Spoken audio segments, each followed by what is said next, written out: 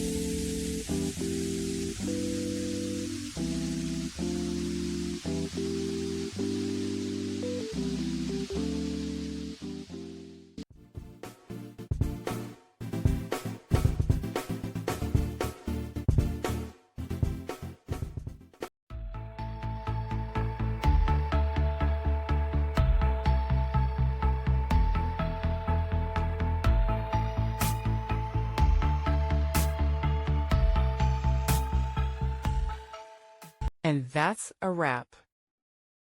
I hope you found the answer you were looking for. If you did, take a second to hit that subscribe button. It really helps out. And let me know in the comments which solution worked best for you. See you next time in the debug zone.